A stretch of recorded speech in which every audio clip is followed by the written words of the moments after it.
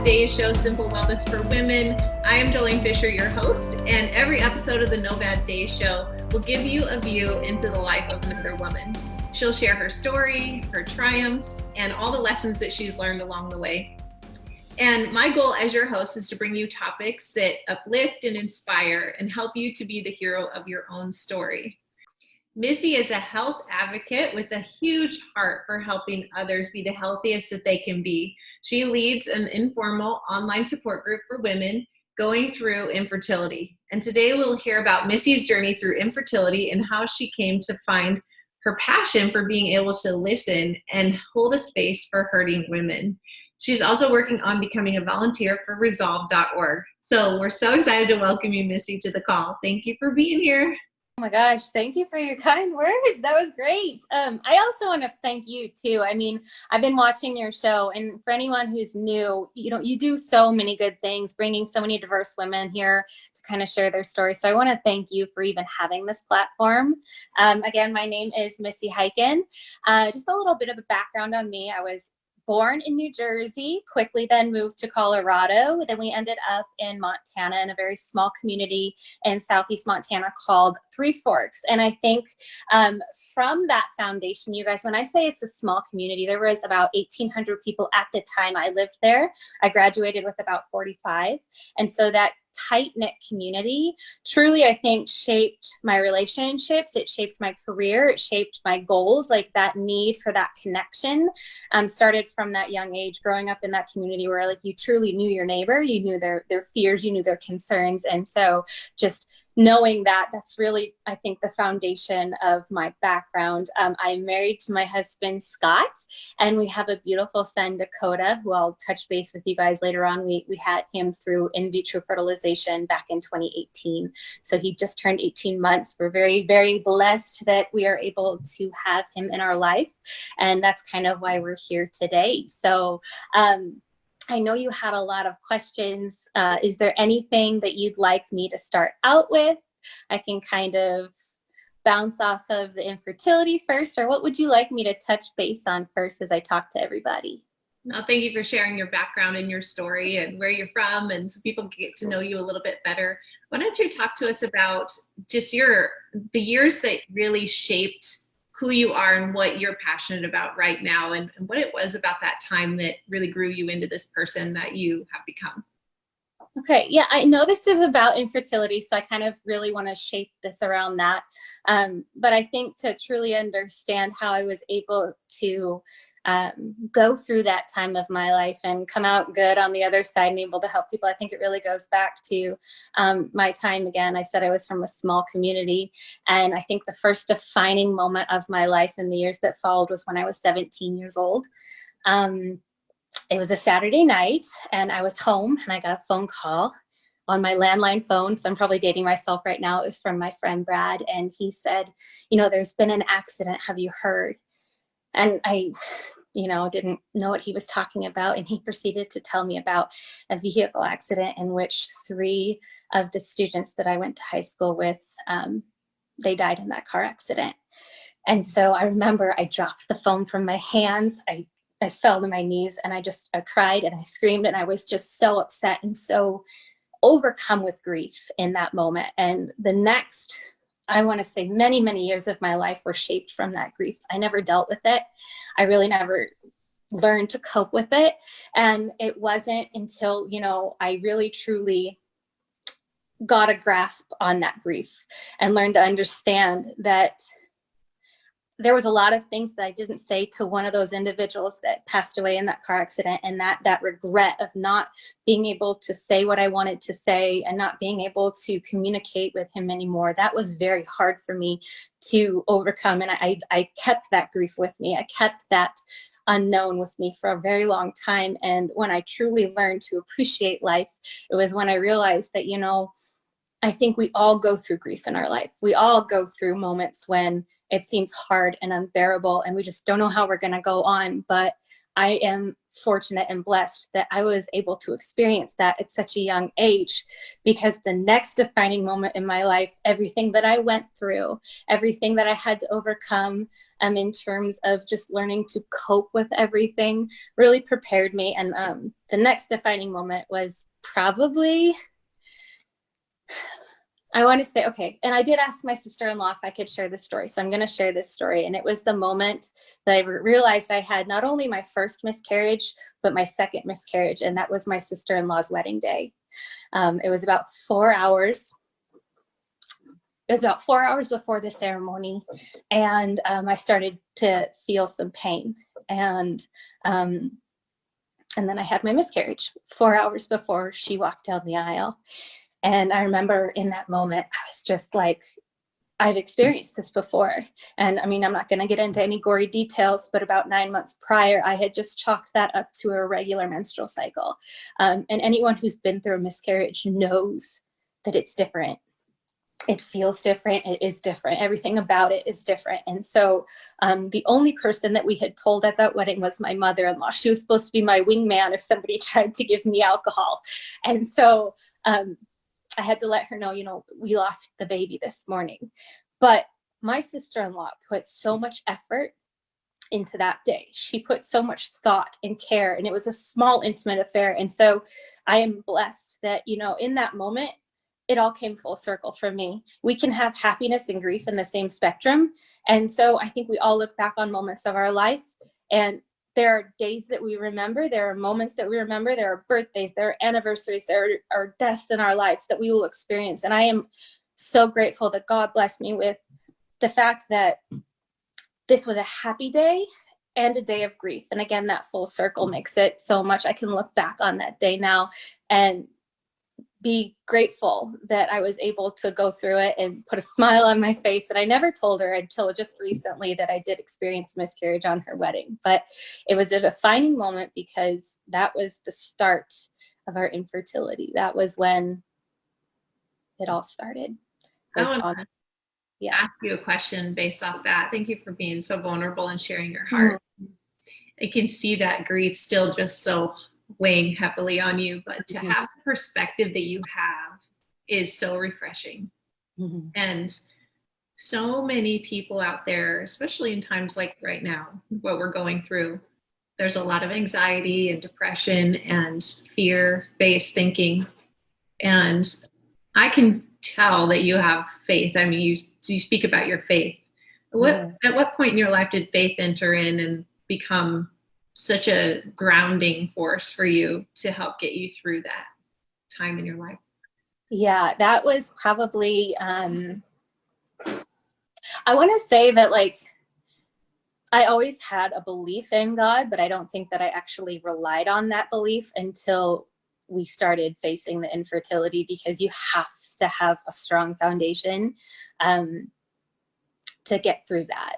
And I had to rely on God, knowing that He knows what's best. He has a path for me. He has I had to rely on Him because I needed to rely on Him. I mean, if I didn't, I didn't know if I was going to be able to make it through, because it was very hard to wake up every day and just be like, why is this happening? But when you put your faith in knowing that there is good, there is a reason for everything, there is hope in everything, and I was able to make it through because I relied on that hope. I leaned into that hope. And I think it was right around that time, right after that miscarriage, that I really leaned in. That's beautiful. So after the second miscarriage, you had to have been wondering what's going on. You said 9 months prior you had a miscarriage, but you chalked it up as a period. Although when you had the second one, did you look back on that one and go, wait, that was a miscarriage? Or did you know at that time? I did not know. So I had just chalked it up to a bad period. But yeah, like I said, it's very profoundly different in so many ways. And so that morning when I was experiencing it, it was just like this blow, like, oh my gosh, that wasn't what I thought it was. And then I was thinking, oh my gosh, what, two? like 2 in 1 year. Like that was the first thought that entered my mind was, is that normal to have 2 in 1 year? And then we would later on experience another miscarriage. About 9 months after that, we would experience another miscarriage. And then I'm like, okay, this is not normal. And actually, we had gone in to see the infertility specialist at the Billings Reproductive Clinic in March. And on our way home, because we were living in Williston, North Dakota, working at the time, on our way home, I actually found out I was pregnant. And so I was like, oh, see, you know, everything happens for a reason. It's in God's hands. And then about, I want to say it was May 5th that we ended up having to have a DNC to help remove a miscarriage. So the baby was not coming out. So that was our third and final miscarriage. And so after that, we began in vitro fertilization, which I can go into detail with that if you'd like. We did 3 rounds of that with a failed attempt, and then we ended up doing a round of IVF, in vitro fertilization, in November, and then we had those embryos tested. We had 2 that survived, and so we had those 2 embryos tested. And so it's kind of weird to think about, because Dakota technically has a twin. My son Dakota technically has a twin, but they're going to be born. It's very bizarre to think about. But anyway, we ended up transplanting that embryo in January of 2018, and he was born in October of 2018. So that's kind of like the process that we went through. And there's a lot of different testing that went on between there. They tested the baby that they ended up having to surgically take out. They ended up testing to make sure there was no genetic anomalies. We ended up doing a lot of genetic testing in terms to see if there was some kind of chromosomal problem. Everything they found could not give them a definitive answer. So we do still have the diagnosis of unexplained infertility, which is frustrating, because I think as humans, we're hardwired to want to know answers, to seek out answers. And unfortunately, I don't know that we'll ever get those. So. Right. Mm-hmm. You have a beautiful baby boy, 18 mm-hmm. months old. Yes. All of that. And mm-hmm. I'm so thankful for that for you guys, and that you've seen the success story at the end of the tunnel. But you have started a support group for women who you meet once a month, and it's an informal group. Tell us a little bit more about after this journey happened. Did that start through the journey, or did that support group start after you had Dakota? And where was your, what happened to bring that all about? Yeah, so that was actually, I shared something on social media, and I'm terrible with social media. I'm not very good about frequently posting or consistently posting. I'm just terrible with it. But I had posted something about, it was after our 3rd miscarriage. I posted something, and I had several people that I knew reach out. And then I had several people that just followed me on Instagram reach out. And so from there, I kind of just talked to them, and it was mostly listening. You know, I think what anybody wants, truly, honestly, anybody wants in this world is just to be heard. And I just listened, and that was all I did. Sometimes they would ask me for advice, which I don't like offering up advice, because everybody's infertility is different. And that's what I've learned about this. My story is going to be different from everybody else's story. The diagnosis, the treatment, how the procedures are done, it's all different. And so the biggest thing I did was I just listened, because when I was going through it, I didn't feel like I could talk to anybody. And just dealing with everything I've dealt with in my life, I knew that the most important thing you can do is to reach out and talk to somebody. And I just didn't feel like I had, I mean, there was counselors that they do make you go through mandatory counseling when you have infertility treatments, which is absolutely amazing. I'm not downplaying that at all, but there's something to be said about somebody who just isn't a professional, just a listening ear.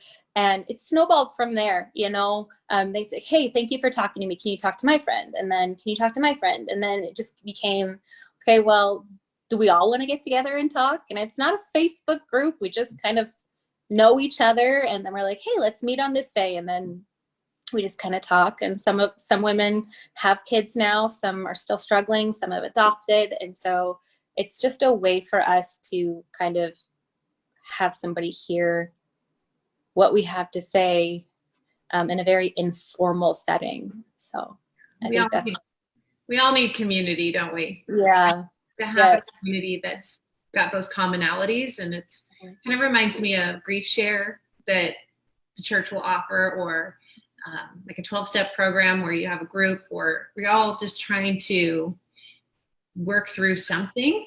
And the active listening and the holding space for someone is such an important part of what we can do for other humans, isn't it? Yeah. Right. Yeah.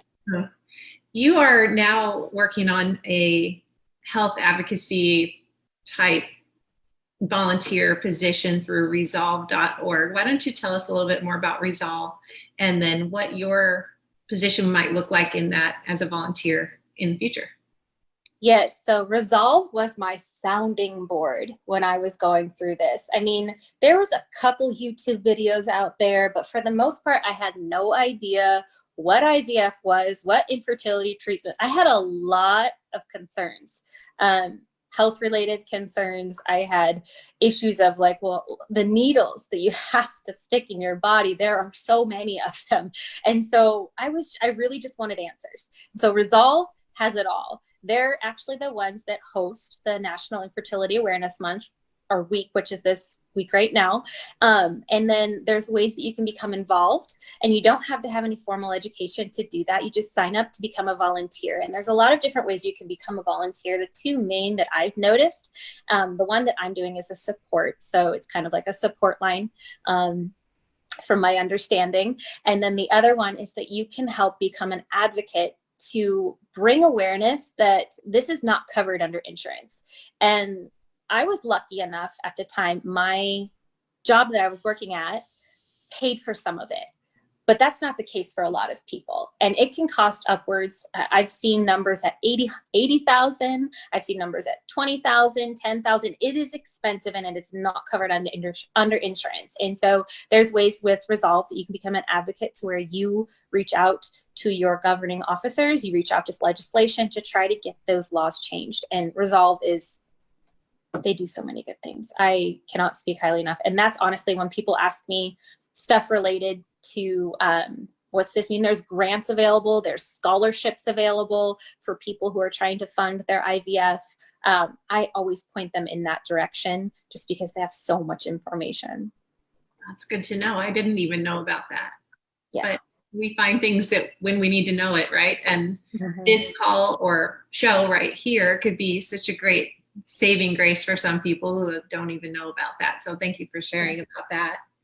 What are some of the main things that you feel like women or families who are going through this really need to hear? Or what is it that you want to tell them? What's the main message behind how you like to help people? I know you listen a lot, but when you need to say something to someone, what is it typically that you like to? Okay. And I can't speak for everybody, but the common thing I hear is, why me? What's wrong with me? And that one gets me, because I felt those same things, and it's not you. There is nothing you are doing to either A, have a miscarriage, or B, that you're somehow in some way responsible for this. Like, it is not your fault. You listen to me right now. It is not your fault. And that's like the biggest takeaway, because I hear that from so many people, and it just breaks. And I said it too, like, what am I doing wrong?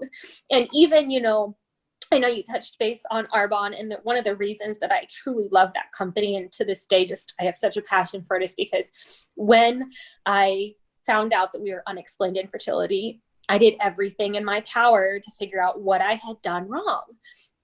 Because we're wired, we want to know these answers. And one of the things I found was that the chemicals that we use in our skincare and the chemicals that we're putting in our body are to some extent, research is showing that it's compromising our reproductive abilities. And hearing that, I was like, oh my gosh, it's my fault. It's because I used that cheap $5 lotion for 10, 15 years that I'm in this position. And that's not the case. Do not tell yourself that. It's so the amount of growth you have received when you go through something like this is incredible. And the community that you receive when you go through this, like, there's so many good things that can come out of this. And I just always tell people, focus on what you're learning, focus on what you're growing, and know that you are not in any way, shape, or form responsible for this. Biggest takeaway. Beautiful message tonight, that it's not your fault, and that not to blame yourself for the things that are happening, for sure. I love that.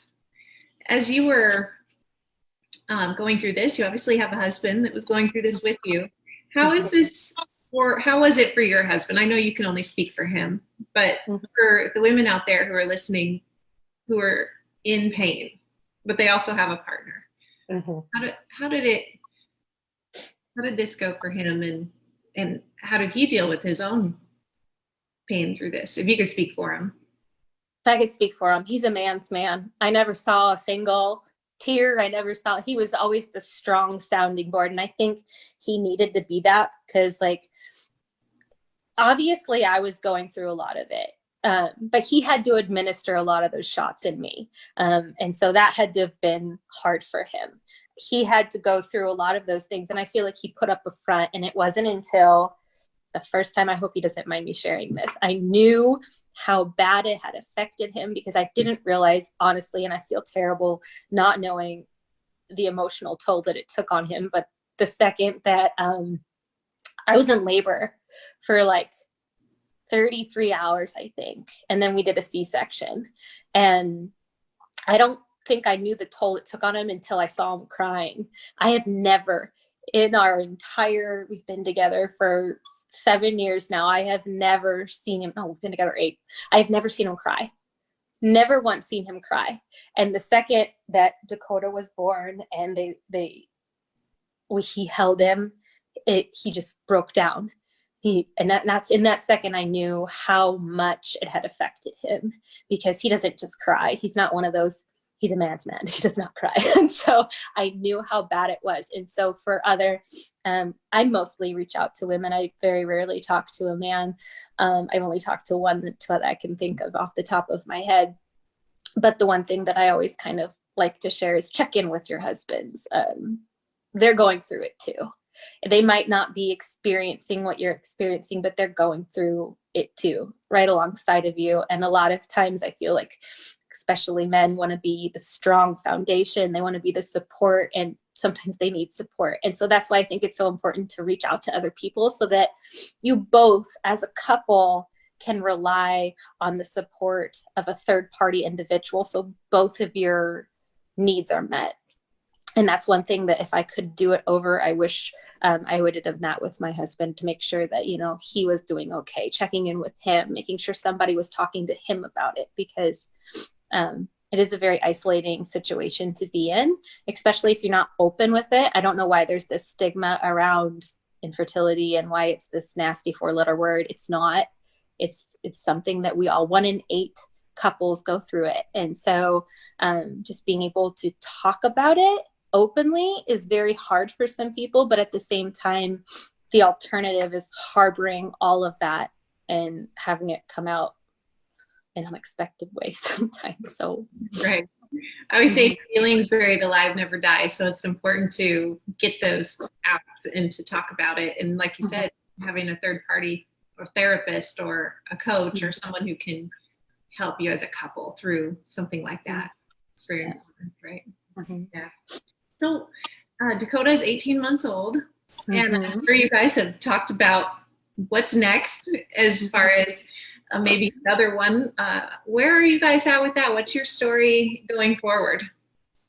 So it's kind of, we're not sure, because I know that they've put all of the non-medically necessary procedures on hold during this whole virus that we find ourselves in.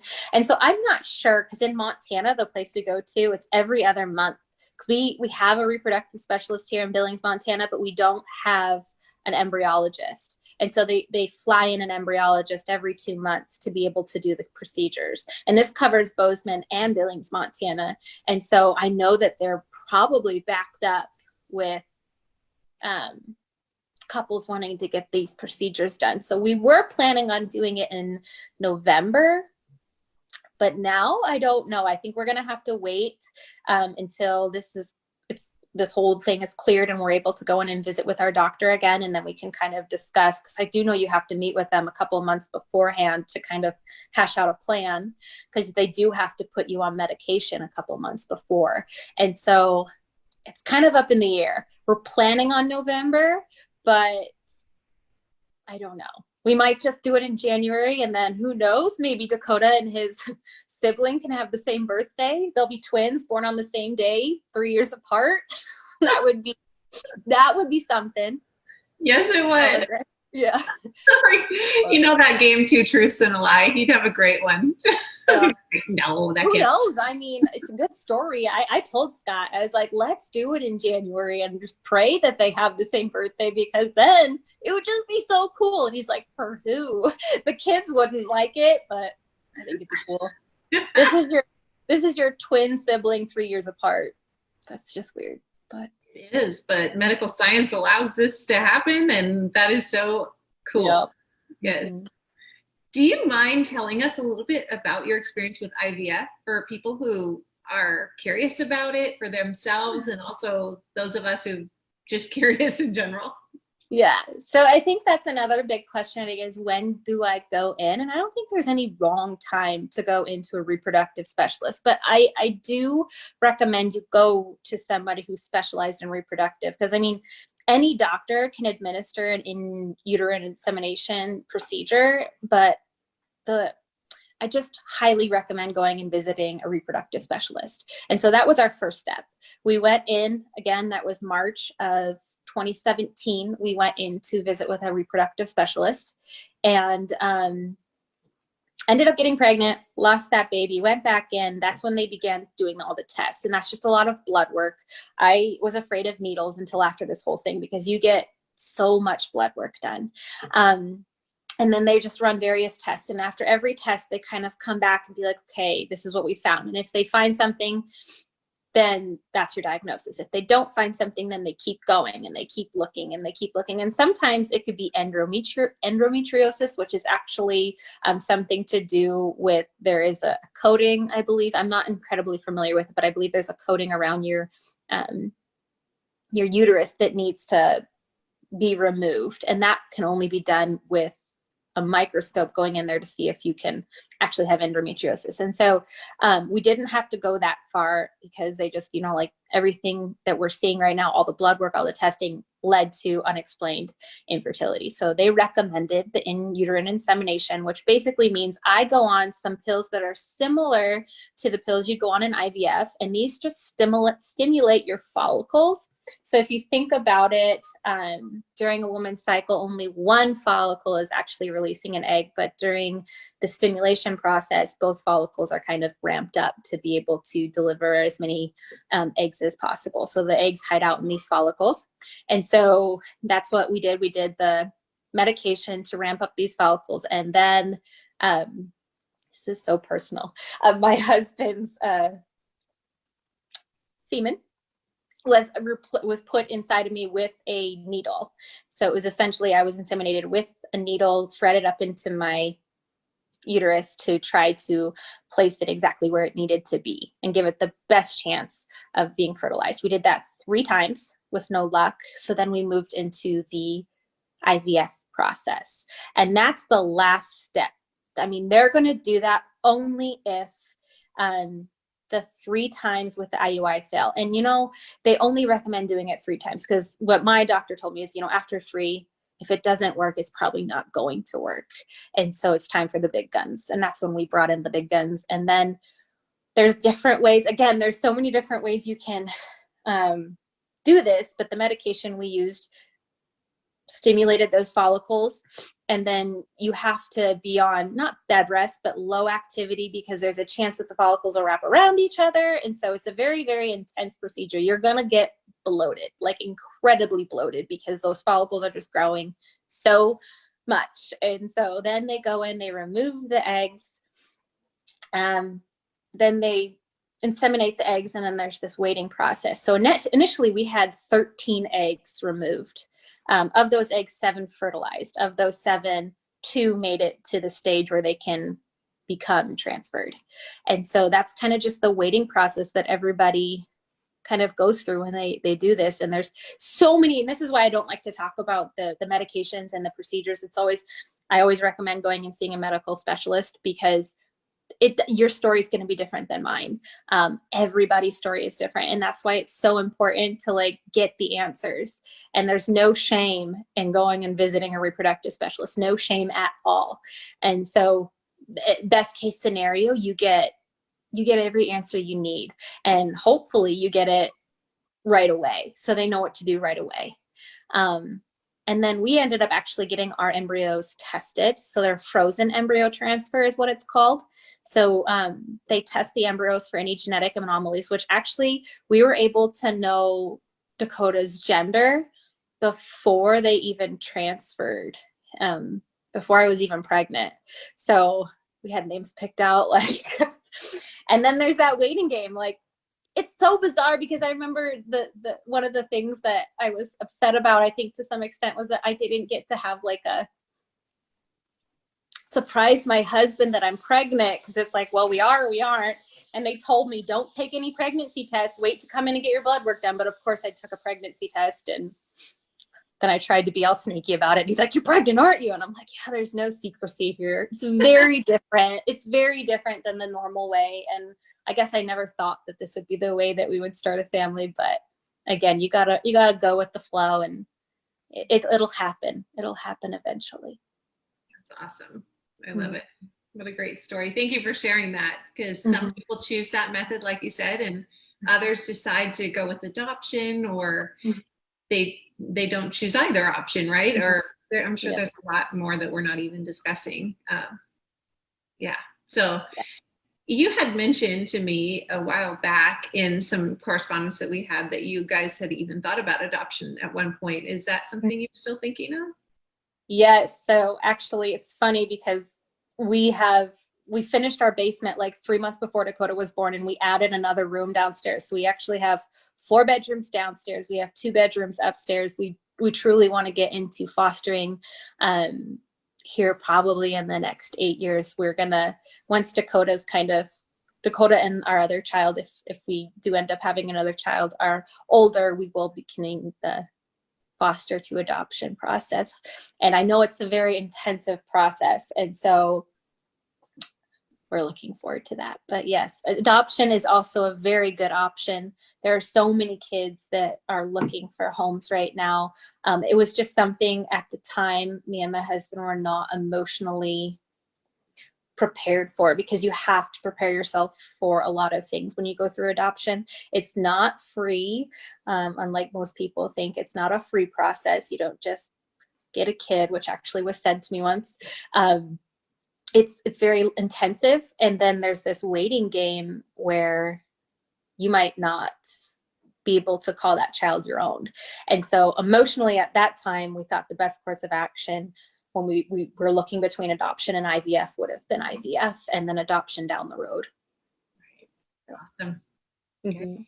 Well, I alluded to the fact that you have a big heart for a lot of things, not just children in your life and other people and helping people through the infertility, but then I saw on your Facebook that you have this cute little bunny named Lieutenant Dan. And then before we got on the call, you were talking about your self-care and the things, I'll let you say what they are, that make you happy every day. So why don't you talk about your animals?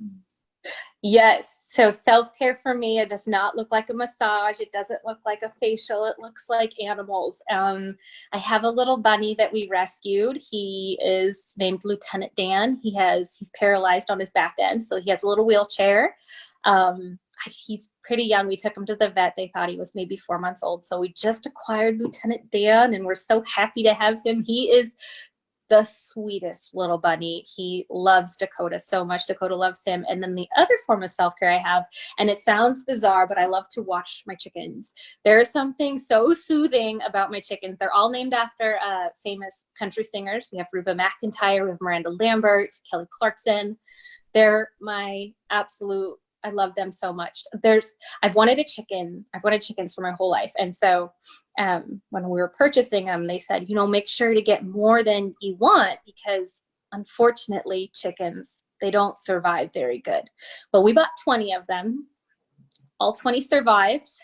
And then we also acquired a rooster from a friend who lived in town where you can't have roosters in town. So we have 21 chickens now.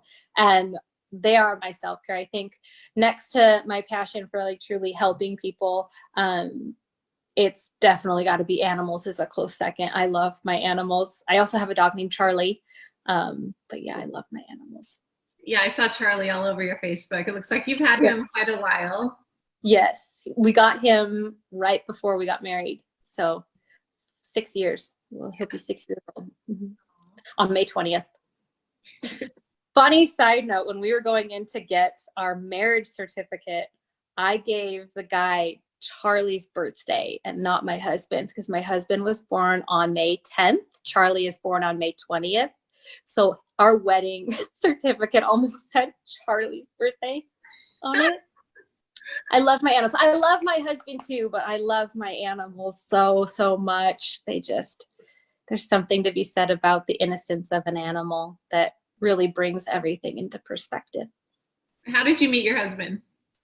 Oh, so actually, I went to Montana State University, and at the time I was there, I met a lot of women at my sorority, Alpha Omicron Pi. And so actually one of my very, very dear friends, Ellie, was dating a boy named Cameron, who introduced me to Cameron's friend, Scott. And so it was after a Blake Shelton concert. I knew in the first probably 2 hours that I was going to marry him. I don't think he knew yet, but I knew, so it was going to happen. That's cute. I love it. He's just perfect. I love him so much. Aww. And you guys must have a lot of property if you have 20 chickens. So we live next to my father-in-law. So I think he has, I don't know, I think it's like 80 acres maybe. And then we have 5.5. So yes. I say that's a lot of property.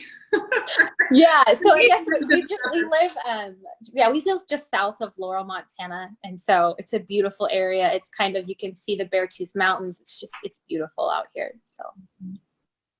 So tell us a little bit about your entrepreneurial spirit, because you went to college. What did you major in college? Well, I actually left MSU. That was, again, I was going through some stuff there. But when I was there, it was family science. So I had aspirations to be a social worker.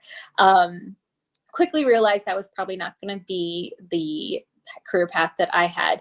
And so I think for me, my career has always been about, like, I'm multi-passionate. When I was a kid, I remember they'd always ask us, what do you want to be when you grow up? And I think me and my twin Maggie can honestly say we always wanted to be my big sister Allison. Like, that was like, okay, well, I just want to be Allison.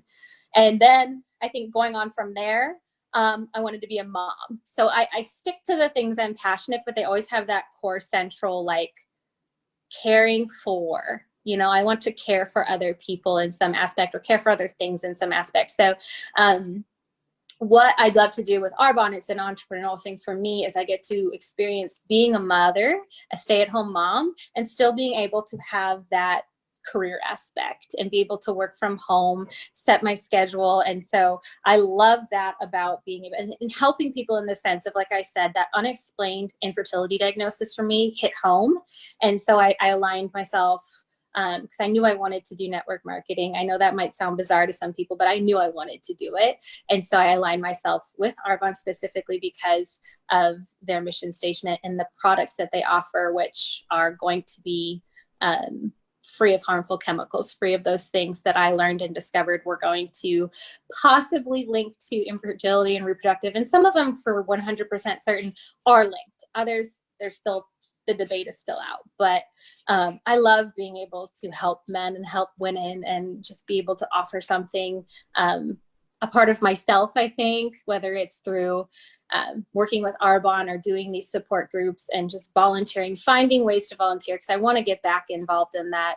We just started going to a church here in town called Faith Chapel, and I'm so glad that we found that church. I'm excited once it opens up again to be able to go back there and kind of, just be multi-passionate, find everything that I love. I know I'm all over the board here, but that's kind of where I am with like the things that I love to do. I love animals. I love people. I love selling things. Like, I'm just all across the board. And I think that's important for people to know, is like, I don't fit the mold of doing a 40-year career. I never did. I thought I could try to fit in that mold, and I can't. And so I just really want people to know that you don't have to fit in any mold. You don't have to be any one person. You can do whatever you want and be passionate about many things. And I think that's where I stand. I am a multi-passionate entrepreneur. I love it.